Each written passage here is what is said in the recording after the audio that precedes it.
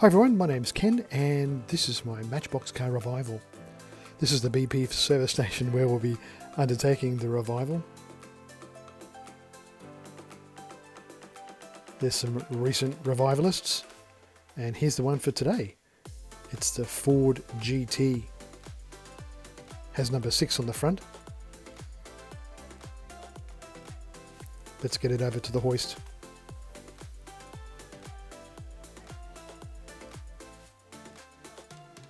We'll take a closer inspection of exactly what we've got to do to this little guy to revive it.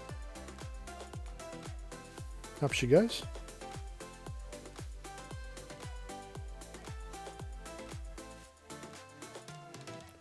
Good windshield. Interior is pretty good. Nice and straight. The wheels are a little worn. A very faithful little car in my childhood, and I'm happy to be reviving her today. During the revival I'll show you how long it's taken me to do each stage.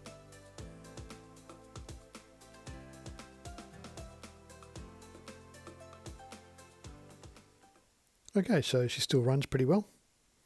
First thing we'll do is remove those rivets.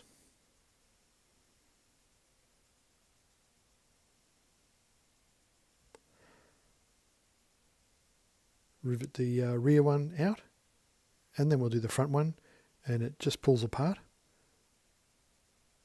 And for the first time in 50 odd years,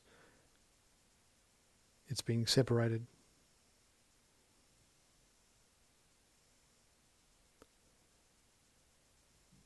The motor assembly is metal, which was interesting, not plastic.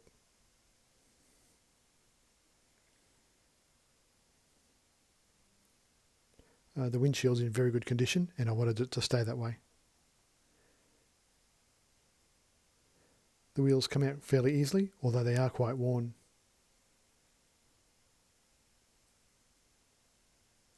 Okay, well so far that's taken me about 10 minutes to do all this. Next up, I'm going to put all the parts that are loose in one spot. I'm tired of losing parts.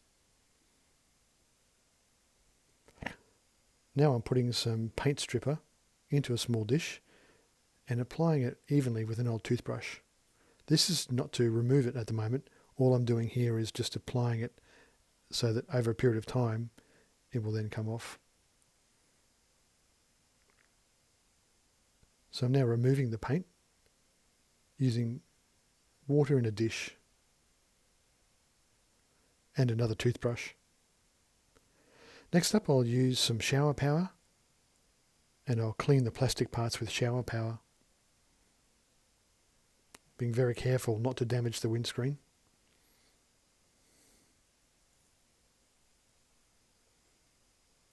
And with the wheels I like to give them a good clean.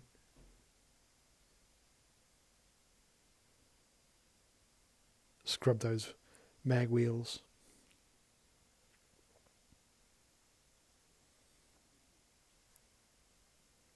All looking good. Wrap those up for use shortly. Now I'm just going to rinse off everything before I buff and polish the body with the wire brush.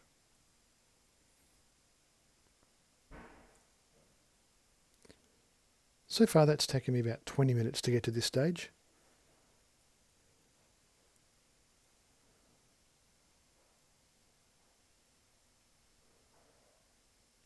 I always like to give the axles a little bit of a clean at this stage just to make sure when the wheels are on them they'll roll nicely. Okay, now it's time to wire brush the body in preparation for the undercoat. The body's in really good condition. I didn't have to do any work to this at all. She was just worn, not broken.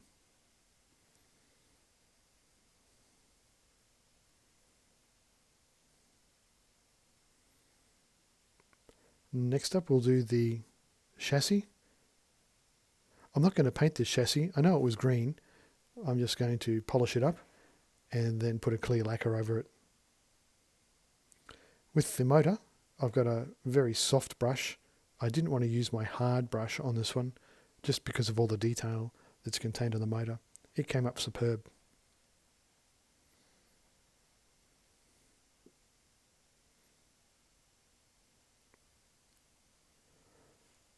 Okay, we're at the 30-minute mark, and now what I'm going to do is drill out where the rivets used to be so that I can tap in a little screw. I go down 3 mils, and now we're about to tap the thread into that 3 mil deep hole. I use a motion of going backwards and forwards, and then backwards and forwards, and backwards and forwards.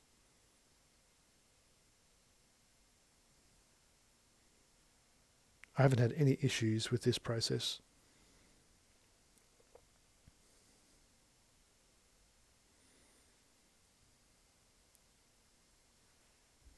And here's the 3 mil screw. Pop that in ready. And I always like to do this part before we do the paint so that the screw gets painted as well. It's important to make sure that screw goes all the way home. If not, I'll have to do some more tapping and dyeing.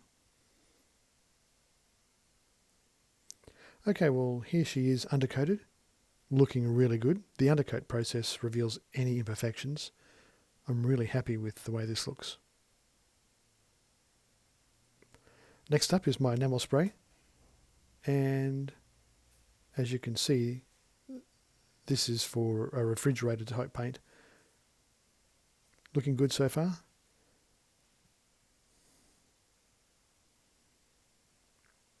And we're now at the 1 hour mark, and she's already painted. I'll let that dry before I reassemble. Okay, so now it's time for reassembly.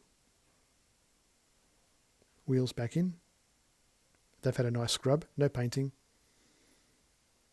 Undo the screws. And I like to use a bit of tissue paper here. I don't like touching freshly painted. Even though it's dry, I still don't like to touch the paint.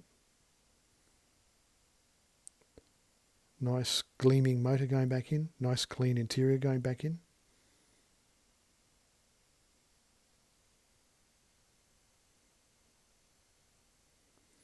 Wheels and chassis together.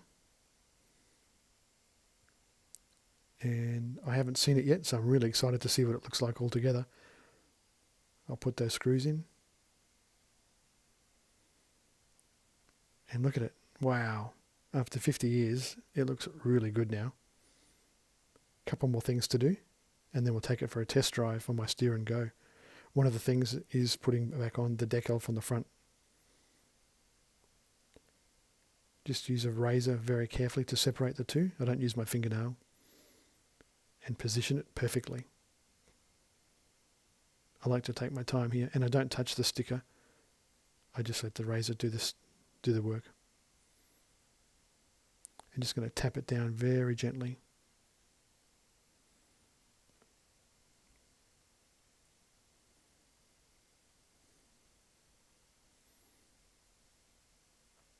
And there we go. Looks great.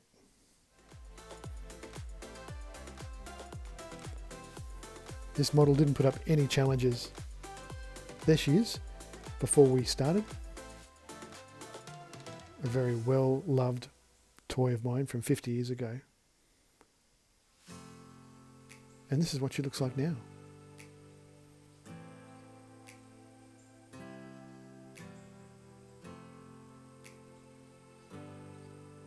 I already had the paint and the sticker, so this one didn't cost me anything. Let's put her on the Steer N Go. Here she is going out for a country ride. Here, get a close-up. There she is. Perfect. What a great car to add to my revival collection. I'm really proud of this one. Thanks for watching, and don't forget to like and subscribe. Catch you next time.